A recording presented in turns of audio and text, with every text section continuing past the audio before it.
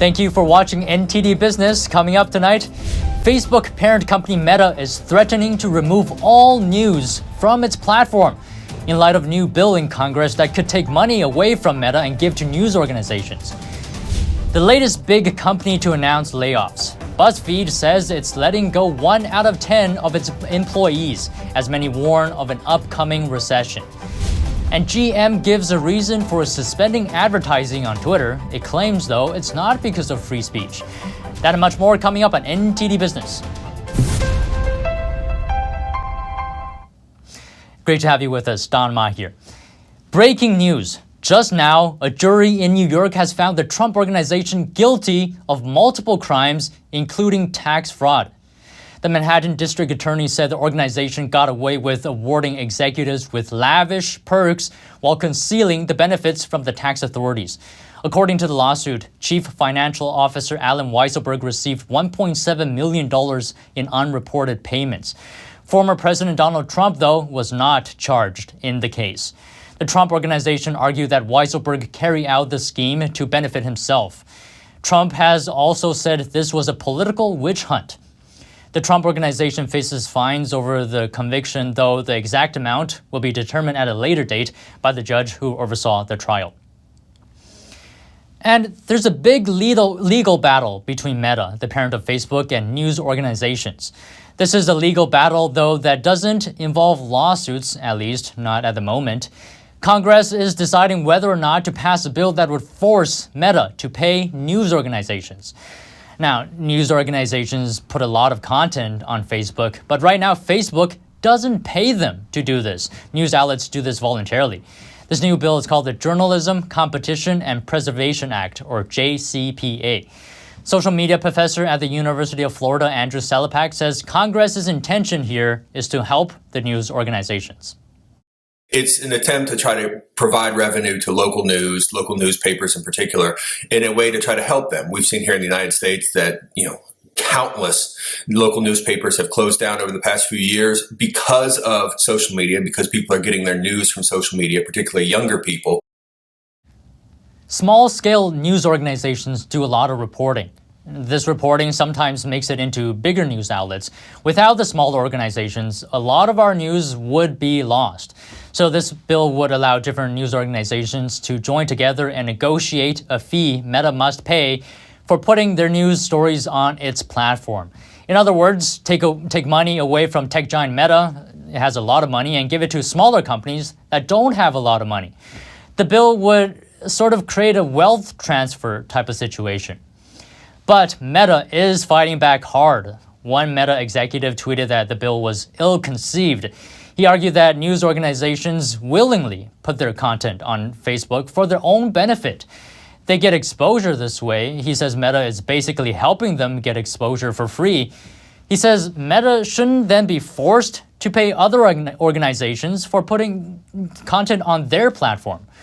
Attorney Ari Rastegar, who's also the founder of Rastegar Property Company, says this law drastically benefits the news organizations, but is it a good thing? It's certainly something that causes concern when the government is forcing, companies and forcing industries to pay for things that might not be market. It just seems anti-capitalistic to me, and just goes against a lot of the governing ideas that we have as a country and as we have as a free trade market. So Meta dislikes the idea so much, it's even threatened to remove all news from Facebook altogether. Social media professor Andrew Selepak says Meta doesn't want more money leaving the company. Facebook has recently had to fire many employees, and they've also seen a drop in their amount of time that users are spending on the platform. So right now is a really difficult time for Facebook in terms of profit, bottom line, what shareholders are looking at, and any other way where they're going to have to pay is not something they're looking to do. Meta's net income has been falling for 4 straight quarters. It's down a substantial 52% from the same quarter last year. It's not doing as well as it hoped, but even though net income is down a lot, it's still at $4.4 billion. The News Media Alliance, this is a trade group representing newspaper publishers, is actually fighting for the bill to pass. In fact, on the homepage of its website, it's calling for people to support the JCPA. A similar law was passed in Australia. Meta actually lost that one. The News Media Alliance said Meta had to pay news organizations $140 million as a result, and countless local journalists found jobs. But the news industry in Australia is a lot smaller than that of the US. According to the alliance's own words, if the JCPA is passed in the US, Meta may have to end up paying billions of dollars. And moving on, GM has cited competition with Tesla as a reason for putting a hold on Twitter advertising activity. Here's more from NTD's Sean Marshall. Is this a new trend of companies deciding where to exist on social media based on who owns the company or on social and political opinion? General Motors CEO Mary Barra's last post on Twitter was on October 27th, the day Musk closed the purchase of the platform. Since then, Barra and GM's consumer vehicle brand accounts, including Chevrolet, Cadillac, Buick, and GMC, have been very unsociable on Twitter. According to CNBC, Barra said that the automaker's decision to suspend advertising in October was in part an effort to protect its brands during a major change, but was also influenced by the fact that Musk's electric vehicle company, Tesla, is a competitor to GM. Mercedes-Benz, who just opened up its first all-electric store in Yokohama, Japan, is one competitor that has not stopped using Twitter as an advertising outlet. Some companies may be concerned with the possibility of assisting their competition, as well as with Twitter's free speech policies, but they also need to consider the reach of social media advertising, which Musk seems determined to make a huge part of Twitter's future. Sean Marshall, NTD News. And Dr. Anthony Fauci says he relied on others to dismiss the COVID-19 lab leak theory because he doesn't have enough expertise in the area. This statement and more were published in a document yesterday. Here's more. On Monday, Dr. Anthony Fauci's deposition was released. The deposition was taken as part of a lawsuit alleging collusion between the U.S. government and big tech to censor people. In the deposition, Fauci said he did not have the expertise to determine whether COVID-19 came from nature or a laboratory. That's despite repeatedly dismissing the theory that it originated in a Chinese lab. I'm not qualified since I'm not an evolutionary virologist to make any kind of definite determination. I have relied, as anyone would, with highly qualified, respected evolutionary virologists to come to that conclusion or not. After Fauci dismissed the theory in 2020, big tech companies began censoring people who suggested that COVID did come from a lab. Fauci says neither he or his staff reached out to social media companies to ask for censorship. However, he was later shown an email which showed that officials from the National Institute of Allergy and Infectious Diseases were trying to connect to Google on vaccine communications, specifically misinformation, and that a meeting was planned. He said he wasn't sure whether the meeting ever took place, after saying that he was concerned about misinformation regarding vaccines because it could lead to the loss of life. Fauci was asked whether he thinks misinformation should be stopped, to which he replied, "That's not my area. I'm very well aware of the concept of freedom of speech. The area of the curtailment of that is something that is not in my area of expertise." It was also revealed that Fauci's daughter used to work for Twitter as a software engineer. Fauci says he never discussed content posted on social media with his daughter. And Wall Street ended lower today on more talk of recession.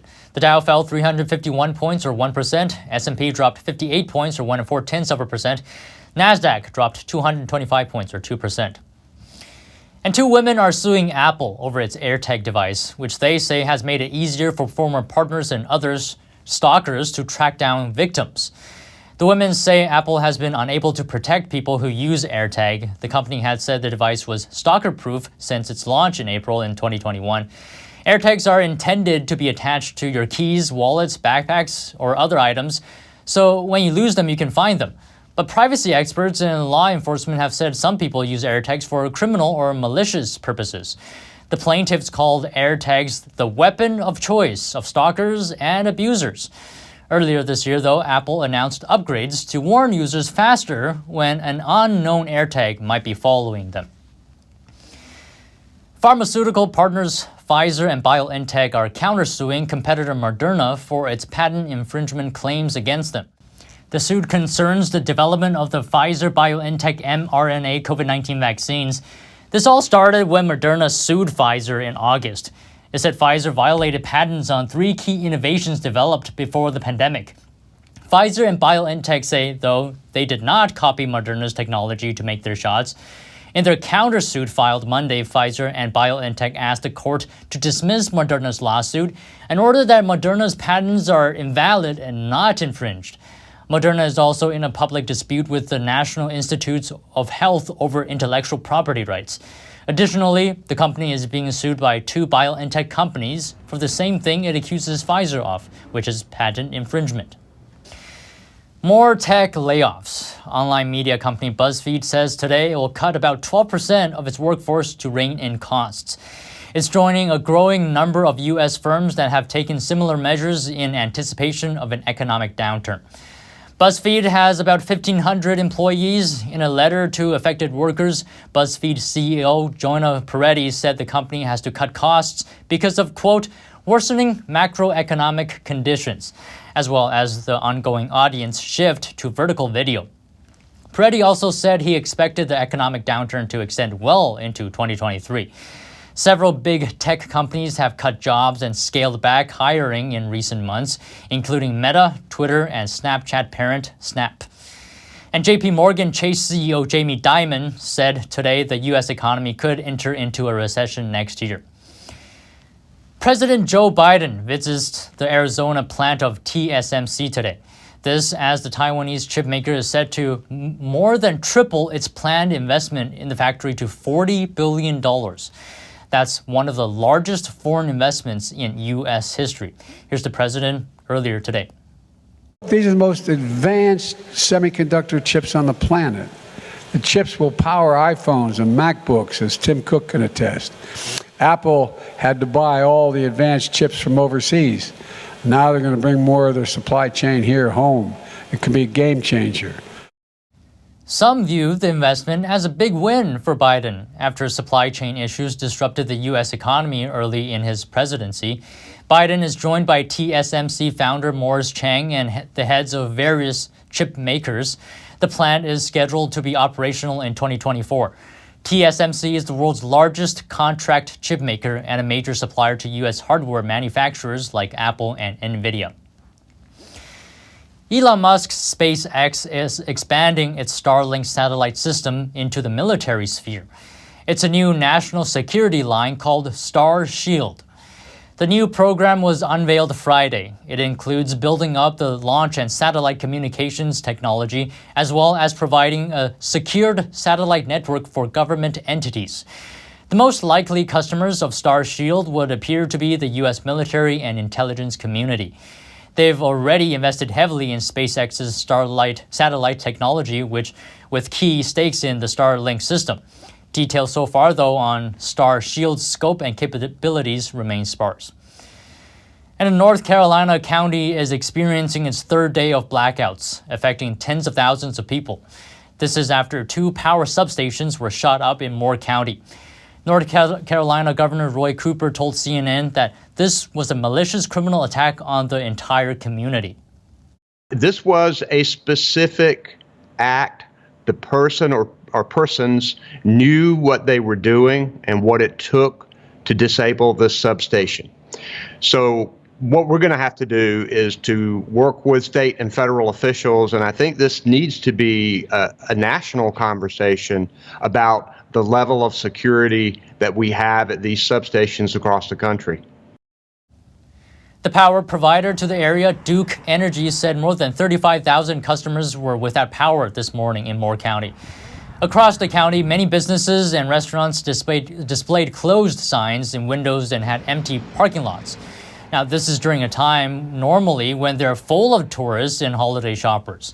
Duke Energy has restored power to roughly 9,000 customers after a peak about 45,000 customers were without electricity in the county of about 100,000 inhabitants.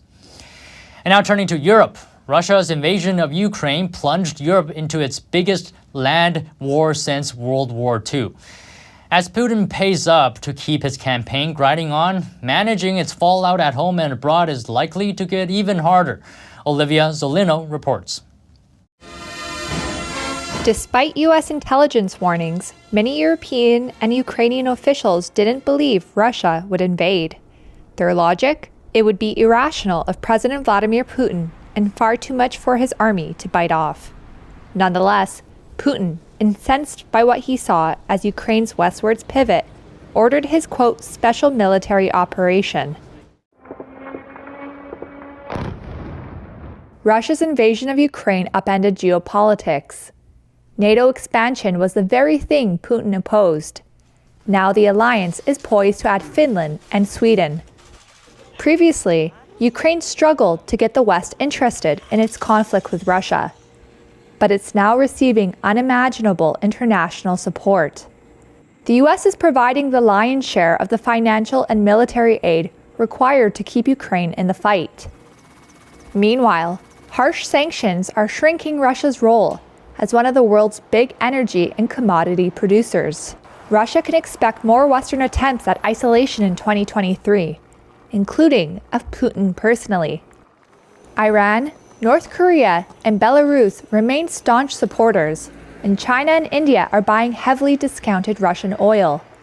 But Beijing hasn't been as publicly supportive as expected. Moscow will also have to manage its sanctions-hit economy, while potentially slashing funding for services.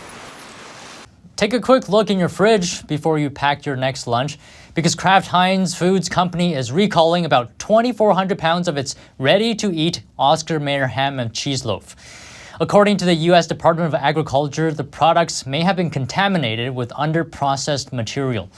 So far, there's no word of any illnesses related to the recall, though if you have any of the product, you can take it back for a refund or simply throw it out. More information is available on the USDA's website. And Christie's New York is holding its inaugural sale for its new department sneakers streetwear collectibles. The online auction called The Greats includes collectibles from sports icons, designers, and streetwear brands. NTD's Andrew Thomas has the details on the hottest items. Christie's New York created the new department in September. It includes collectibles across music, fashion, art, and sports history. Sneakers and streetwear are its biggest categories. Caitlin Donovan is head of the new department at Christie's. She said demand is robust across the globe. The demand is strong, and what I love about this department is the demand is strong in all pockets of the world. We have amazing collectors who are in Asia, amazing collectors in the Middle East, across Europe, in the US, across all age ranges. And that for me is one of the most exciting parts, is watching an auction registrants be anywhere from 17 years old to 75. The top lot belongs to Michael Jordan's game-worn Air Jordan 1 sneakers. The basketball legend's kicks are estimated to fetch between $200,000 and $300,000. Another pair of signed, game-worn Air Jordan 1s is close behind. So we actually have a number of items that were game-worn and signed by Michael Jordan. Michael Jordan is the GOAT, one of the greatest athletes of all time. And as far as sports memorabilia and collectibles are concerned, his items have really kind of hit the upper bracket.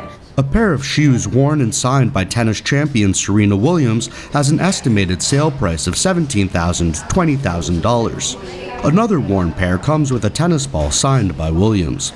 That lot is expected to bring in $8,000 to $10,000. So we have both colorways in the sale. One was signed by Serena, the actual shoe. The other shoe, which was still worn by Serena, comes with a tennis ball that was signed by Serena. So both kind of have their own charm, but are both really special. Basketball and tennis aren't the only sports featuring hot collectibles. Ice skates worn by New York Rangers goalie Henrik Lundqvist are also up for grabs. The pair is estimated to rake in $50,000 to $70,000. Bids opened on November 29th. The sale closed today. Andrew Thomas, NTD News. Putting your cell phone on airplane mode during a flight, could that soon be coming to an end? In Europe, regulators there recently cleared the way for devices that use 5G technology to remain on during flights. Aviation experts believe the U.S. industry is likely to follow, but it's still expected the FAA will keep in place a general regulation that prohibits use of certain devices for safety reasons. That is, unless operators determine a device is okay to use.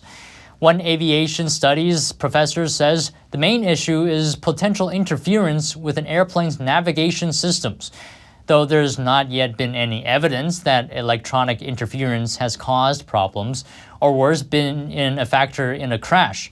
However, the Federal Communications Commission says devices not in flight mode can overload networks on the ground, especially important during takeoffs and landings. Experts say 5G wavelengths are not as likely to interfere with aircraft systems as older generation cell service. A 2017 survey found about 40% of passengers admit to not putting their device on airplane mode. And a proposed global plastic treaty is expected to be finalized by 2024. The UN describes it as the most significant Green Deal since the Paris Climate Accord. But what actually is it? NTD's Faye Corder reports. There's a global plastics treaty on the horizon, one that would cut plastic pollution, some hope entirely, by 2040. It's been described by the UN as the most significant Green Deal since the Paris Climate Accord. A legally binding solution is now necessary to bring all countries on board. So what exactly is being proposed? The UN says the equivalent of one garbage truck worth of plastic is dumped into the ocean every single minute. UN members first agreed to create a treaty to deal with the plastic problem in March 2022, but not everyone agrees on how to proceed. The UN talks in Uruguay in December 2022 give delegates another chance to discuss the future treaty. So there are many voluntary initiatives to address plastic pollution. But, the increasing pollution suggests that they are clearly not sufficient to address the issue so far. Several countries have voiced support for a treaty cracking down on plastic production. But such an approach is opposed by the plastics and petrochemicals industries. When we start to talk about restricting production, it becomes very complicated because, again, that production doesn't go into a specific application per se. And so restricting production of polyethylene or polypropylene or other different resins will have tremendous negative impacts on the economy. He also says plastic makers need to be more transparent about the chemicals used in their products, as concern mounts about the health impacts of the everyday material finding its way into the food chain and human bodies. The UN treaty is supposed to be finalized by 2024. Some NGOs that are closely observing the talks have expressed concern about the Paris Agreement-style approach, on the basis that 7 years in, they say it has failed to deliver. Faye Corder, NTD News. And that's all the stories we have tonight from the NTD Business team and myself, Don Ma. You can follow me on Twitter if you're there. And if you have any news tips or feedback for the show, please email us at business@ntd.com. That's all for today. Thank you for watching. We'll see you tomorrow.